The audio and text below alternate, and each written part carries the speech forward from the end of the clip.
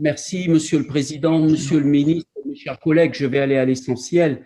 Monsieur le Ministre, le dossier de presse du gouvernement de mai 2020 qui porte sur les mesures d'urgence de soutien aux collectivités locales commence avec la phrase suivante: pour la première fois, l'État financera intégralement une clause de sauvegarde pour les principales recettes du bloc communal. Vous annonciez la mise en place d'un fonds estimé à 750 millions d'euros pour soutenir les communes de France. Mais vous le savez également, Monsieur le Ministre, les conséquences financières de la crise Covid ne sont pas les mêmes pour toutes les collectivités, et en particulier pour les collectivités des Outre-mer, puisque nous, nos recettes sont basées majoritairement sur la fiscalité indirecte. Je vais prendre deux exemples rapides. Sur l'octroi de mer à La Réunion, nous escomptions 336 millions d'euros de recettes pour 2020, nous serons probablement autour de 280 millions d'euros. Je peux dire également la même chose pour la taxe sur les carburants qui sera à la baisse en raison du premier confinement.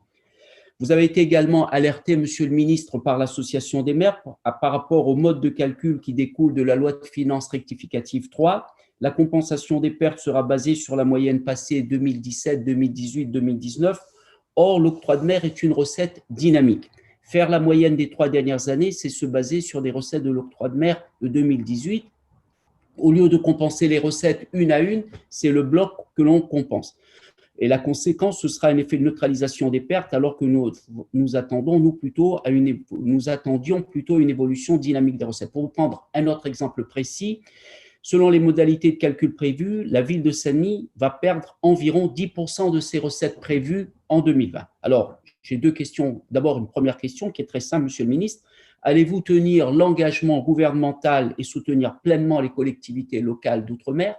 Ma deuxième question porte sur le FPIC. Vous connaissez le Fonds de péréquation intercommunale. Soutenez-vous également notre mode de calcul pour faire court, sortir d'une péréquation locale pour passer à une péréquation nationale? On est en train de travailler au décret d'application du PLFR 3 sur le filet de recettes, le filet de secours sur les recettes. C'est effectivement la première fois qu'on le fait. Ce n'est pas pour vendre l'action du gouvernement ou des parlementaires qui ont voté cette affaire, mais enfin, rappelez-vous, il y a plus de 10 ans, sur la crise économique et financière, des choix avaient été faits sur le FCTVA, etc. Là, on a imaginé un truc qui est quand même, à certains égards, d'une générosité qui peut interpeller d'ailleurs certains des contribuables, c'est de se dire l'État se substitue à de la fiscalité qui n'a pas été prélevée sur de la richesse qui n'a pas été créée. C'est pas banal quand même, faut être honnête. Non, mais je redonne le principe parce que c'est vrai que c'est nous tous collectivement, la représentation nationale et le gouvernement qui avons fait ça. En tout cas, le président de la République et le Premier ministre de l'époque me l'avaient demandé, je l'avais mis en œuvre et j'avais pensé moi-même, évidemment, ne pas oublier les collectivités d'outre-mer. Je vous rassure, l'octroi de mer, typiquement, est bien dans, comme le FRDE, est bien dans le calcul du filet de recettes, du filet de secours pour les recettes, pardon. Donc, c'est la seule particularité, c'est une particularité importante en outre-mer, dans laquelle, évidemment, on n'a pas oublié cette particularité-là. Ce n'est pas une compensation, c'est une compensation de moyenne par rapport à une perte.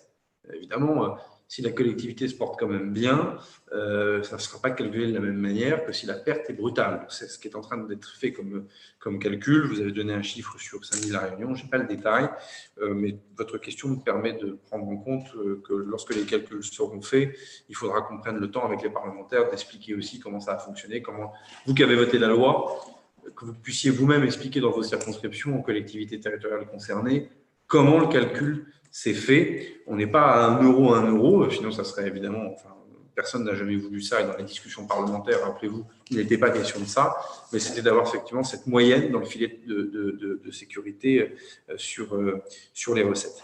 Sur le FPIC, bon, ça aussi, le sénateur Georges Patient est un bon connaisseur de ces questions.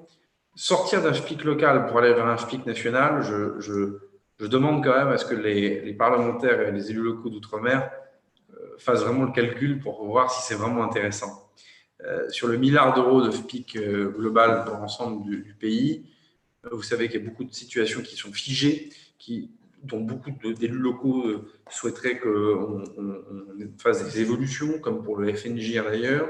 Pareil pour les règles de calcul de la DGF. Là, je mélange un peu tous les sujets volontairement. Bon, à chaque fois qu'on dit qu'on veut bouger et qu'on commence à mettre tout le monde autour de la table, très vite, quand même, on s'aperçoit que c'est tellement compliqué, il y a tellement de perdants quand on bouge que personne ne veut bouger. Donc ça, c'est un sujet finance locale outre-mer. Il faut que le CFL, monsieur le député, travaille sur ces questions, les documente, les chiffres. Tout ça n'est pas sans impact en plus sur des communes qui ont déjà vu du FPIC ou de la DGF bouger parce que les périmètres des intercommunalités ou le champ des compétences des intercos ont pu bouger.